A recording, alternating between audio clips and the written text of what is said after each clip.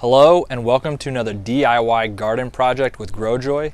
Today we are going to be making a mason jar herb garden. Here's the materials that you're going to need. We've got our 4-quart mason jars here.